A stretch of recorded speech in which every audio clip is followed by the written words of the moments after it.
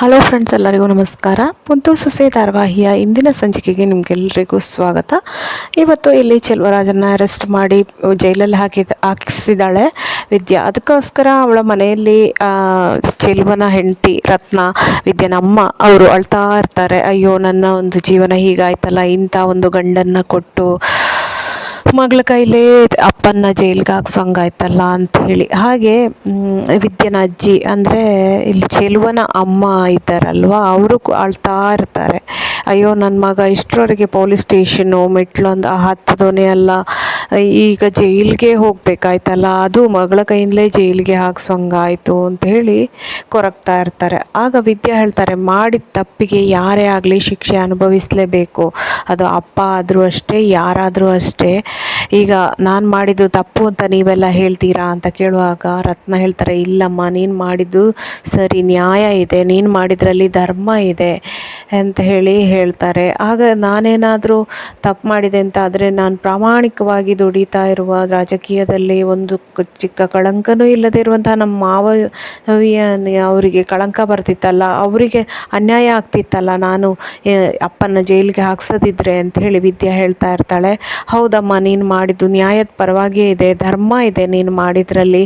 ಆದರೆ ನನಗೆ ಇಂಥ ಗಂಡನ್ನು ಕೊಟ್ಟರಲ್ಲ ದೇವರು, ಅದಕ್ಕೆ ನಾನು ನನ್ನ ಜೀವನ ಹಿಂಗಾಯ್ತಲ್ವಾ ಅಂತ ಹೇಳಿ ಅಳ್ತಾ ಬೇಜಾರು ಪಡ್ತಾ ಇದ್ದೇನೆ ಅಂಥೇಳಿ ರತ್ನ ಹೇಳ್ತಾಳೆ. ಏನು ಮಾಡೋದಮ್ಮ, ಎಲ್ಲ ಸರಿಯಾಗುತ್ತೆ ಅಂಥೇಳಿ ವಿದ್ಯಾ ಅಮ್ಮನಿಗೆ ಸಮಾಧಾನ ಮಾಡ್ತಾಳೆ. ಆತ ಕಡೆ ಇಷ್ಟೆಲ್ಲ ದೊಡ್ಡ ಪರ್ವತದಂಗೆ ಬರುವ ಕಷ್ಟವನ್ನು ತುಂಬ ಹೂವಿನಂತೆ ಸುಲಭವಾಗಿ ಸರಿ ಮಾಡಿಬಿಟ್ಲು ಅಂಥೇಳಿ ಅಮ್ಮಮ್ಮ ಕೂಡ ಖುಷಿ ಪಡ್ತಾ ಇರ್ತಾಳೆ. ಎಂಥ ಕೆಟ್ಟ ಅಪ್ಪ ಆದರೂ ಅವಳು ಮಗಳು ತುಂಬ ಒಳ್ಳೆಯವಳು ಅಂಥೇಳಿ. ಹಾಗೆ ಅಮ್ಮಮ್ಮ ಸಮಾಧಾನ ಇಲ್ಲಿ ಹೇಳ್ತಾ ಶಿವರಾಮೇಗೌಡ್ರಿಗೆ ಕೂಡ ಹೇಳ್ತಾಳೆ ವಿದ್ಯಾ ಒಳ್ಳೆಯವಳು ಅಂಥೇಳಿ. ಆಗ ಅದೇ ಸಮಯಕ್ಕೆ ಫ್ಯಾಮಿಲಿ ಕೋರ್ಟ್ ಇದೆ, ನಾಳೆ ಬರಬೇಕು ಅಂಥೇಳಿ ಲಾಯರ್ ಬಂದಿರ್ತಾರೆ. ಆಗ ಲಾಯರ್ ಹೇಳ್ತಾರೆ, ನಿಮಗೆ ಚೆಲುವರಾಜ ಅವನೇ ಹೋಗಿ ಸರೆಂಡರ್ ಆದ ಕಾರಣ ಯಾವುದೇ ಪ್ರಾಬ್ಲಮ್ ಇಲ್ಲ, ಏನೂ ಪ್ರಾಬ್ಲಮ್ ಆಗಲ್ಲ, ನಿಮ್ಮ ಹೆಸರಿನ ಮೇಲೆ ಏನೂ ಕಳಂಕ ಬರಲ್ಲ ಅಂಥೇಳಿ ಲಾಯರ್ ಹೇಳ್ತಾರೆ. ಆಗ ಹೇಳ್ತಾರೆ, ನಾಳೆ ಫ್ಯಾಮಿಲಿ ಕೋರ್ಟ್ ಇದೆ, ಭದ್ರೇಗೌಡ ಅವರು ಕೋರ್ಟಿಗೆ ಬರಬೇಕಾಗ್ತದೆ ಅಂಥೇಳಿ. ಆತ ಕಡೆ ವಿದ್ಯನ್ಗೆ ಕೂಡ ರತ್ನನ ಫೋನ್ ಬರುತ್ತೆ, ನಾಳೆ ಫ್ಯಾಮಿಲಿ ಕೋರ್ಟ್ ಇದೆ, ಬರಬೇಕು ಅಂಥೇಳಿ. ಹಾಗೆ ಫ್ಯಾಮಿಲಿ ಕೋರ್ಟಿಗೆ ಹೋಗಬೇಕಾಗುತ್ತೆ ವಿದ್ಯಾ. ಮತ್ತು ಇಲ್ಲಿ ಶಿವರಾಮೇಗೌಡ ಮನೆಯವರೆಲ್ಲರೂ ಡಿಸ್ಕಸ್ ಮಾಡ್ತಾ ಇರ್ತಾರೆ. ಆಗ ಅಮ್ಮಮ್ಮ ಹೇಳ್ತಾರೆ, ಎಷ್ಟೇ ಆದರೂ ಹೆಣ್ಮಕ್ಳಿಗೆ ಅಪ್ಪ ಅಂದರೆ ತುಂಬ ಪ್ರೀತಿ ಇರ್ತದೆ, ಅಂಥ ಪ್ರೀತಿ ಇರುವ ಅಪ್ಪನನ್ನೇ ಜೈಲಿಗೆ ಹಾಕಿಸ್ಬೇಕಾದ್ರೆ ವಿದ್ಯಾ ಎಷ್ಟು ಒಳ್ಳೆಯವಳು, ಅವಳು ಎಂಥವಳು ಅಂತೇಳಿ ಅರ್ಥ ಮಾಡ್ಕೊಳ್ಳಿ ಅಂತೇಳಿ ಹೇಳ್ತಾರೆ.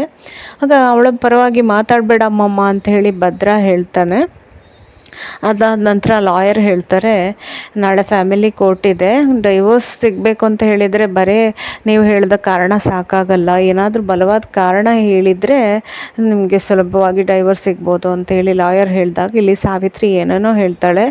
ಅವಳು ಇಲ್ಲಿ ನಮಗೆಲ್ಲರೂ ಮೋಸ ಮಾಡಿದ್ದು ಅಲ್ಲದೆ ಈಗ ಕಾಲೇಜ್ಗೆ ಹೋಗಿ ಸಿಕ್ಕದ ಹುಡುಗರ ಜೊತೆ ಎಲ್ಲ ಮಾತಾಡೋದು, ಲಲ್ಲೆ ಹೊಡೆಯೋದು, ಮತ್ತು ಅವಳ ಮಗು ಅವಳ ಹೊಟ್ಟೆಲಿರೋ ಮಗು ಭದ್ರಂದೆ ಅಂತ ಹೇಳೋದು ಕೂಡ ಸಂಶಯ ಇದೆ.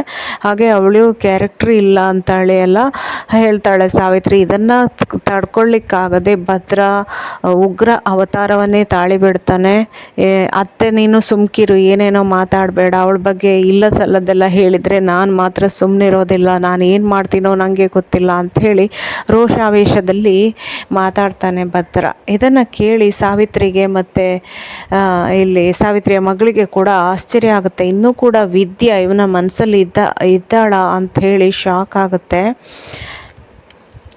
ಏನು ಮಾಡೋದಪ್ಪ ಅಂತ ಅವರಿಬ್ಬರು ಯೋಚನೆ ಮಾಡ್ತಾರೆ. ನೋಡು, ಇನ್ನು ಅವಳನ್ನು ಡೈವರ್ಸ್ ಕೊಡಬೇಕು ಅಂತಿದ್ರೆ ಅಲ್ಲಿ ಏನು ಕಾರಣ ಕೊಡಬೇಕು ಅದನ್ನು ಕೊಟ್ಟು ಡೈವರ್ಸು ಮಾತಾಡಿ ಪಡ್ಕೊಳ್ಬೋದು. ಅದಲ್ಲದೆ ಇಲ್ಲ ಸಲ್ಲದ ಅಪವಾದ ಹಾಕಿ ಡೈವರ್ಸ್ ಪಡ್ಕೊಳ್ಳೋ ಅಂಥದ್ದು ಬೇಡ ಅಂತ ಹೇಳಿ ಭದ್ರ ಹೇಳ್ತಾನೆ. ನನಗೆ ಅವಳ ಮೇಲೆ ಕೋಪ ಇರೋದು, ಅವಳು ನನ್ನ ಅವ್ವನೇ ಹುಟ್ಟಿ ಬರ್ತಾಳೆ ಅಂಥೇಳಿ ಇಲ್ಲ ಸಲ್ಲದ ಸುಳ್ಳನ್ನು ಹೇಳಿ ನನ್ನ ಭಾವನೆ ಜೊತೆ ಆಟ ಆಡಿ ಬಸ್ರಿ ಅಂತ ಹೇಳಿ ಸುಳ್ಳು ಹೇಳಿದ್ದಕ್ಕೆ ಅಷ್ಟೇ ನನಗೆ ಸಿಟ್ಟು ಬಿಟ್ಟು ಬೇರೆ ಯಾವುದೇ ಅವಳ ಮೇಲೆ ನನಗೆ ಸಿಟ್ಟಿಲ್ಲ. ಹಾಗೆ ಅವತ್ತು ಅತ್ಯಾಚಾರ ಮಾಡಿದ್ದೀನಿ ಅಂತ ಹೇಳಿ ನನ್ನ ಮೇಲೆ ಕಂಪ್ಲೇಂಟ್ ಕೊಟ್ಟಾಗ ಕೂಡ ಯಾರೂ ನಂಬಿರಲಿಲ್ಲ ನನ್ನನ್ನು. ಆದರೆ ವಿದ್ಯಾ ಮಾತ್ರ ನನ್ನನ್ನು ನಂಬಿ ನನ್ನನ್ನು ಆ ಒಂದು ಸಂಕಷ್ಟದಿಂದ ಪಾರು ಮಾಡಿದ್ದಾಳೆ. ಅದನ್ನು ನಾನು ಈಗಲೂ ಅದನ್ನು ನನಗೆ ನೆನಪಿದೆ. ಹಾಗಾಗಿ ಅವಳ ಬಗ್ಗೆ ಯಾರು ಏನೇ ಹೇಳಿದ್ರು ನಾನು ನಂಬಕ್ಕಿಲ್ಲ ಅಂತ ಹೇಳಿ ಭದ್ರಾ ಹೇಳ್ತಾಳೆ. ಆಗ ಗೌಡ್ರು ಕೂಡ ಸಾವಿತ್ರಿ ನೀನು ಸುಮ್ಕಿರು, ಏನೇನೋ ಹೇಳಬೇಡ, ಇಲ್ಲ ಸಲ್ಲದನ್ನು ಅಪವಾದನ ಒಂದು ಹುಡುಗಿ ಮೇಲೆ ಹಾಕಬೇಡ, ನಿಜವಾಗಿ ಹೇಳಬೇಕಾದ್ರೆ ಅದೊಂದು ಅಪ್ಪಟ ಬಂಗಾರ ಅಂತ ಹೇಳಿ ವಿದ್ಯೆನ ಹೊಗಳ್ತಾರೆ ಶಿವರಾಮೇಗೌಡರು. ನಮಗೆ ಅವಳ ಮೇಲೆ ಸಿಟ್ಟಿರೋದು ಸುಳ್ಳು ಹೇಳಿ ಬಸ್ರಿ ಅಂತ ಹೇಳಿ ಸುಳ್ಳು ಹೇಳಿದ್ದು ಅಷ್ಟೇ ಅಂತೇಳಿ ಲಾಯರ್ ಸಾಹೇಬ್ರೆ, ಅದೇ ಕಾರಣಕ್ಕೆ ನೀವು ಡೈವೋರ್ಸಿಗೆ ಅಪ್ಲೈ ಮಾಡಿ ಅಂತ ಹೇಳ್ತಾರೆ. ಹಾಗೆ ಲಾಯರ್ ಸಾಹೇಬ್ರೆ ಅಷ್ಟೇ ಹೇಳಿ, ನಮಗೆ ಬೇರೆ ಯಾವ ಸಿಟ್ಟು ಇಲ್ಲ ಅವಳ ಮೇಲೆ.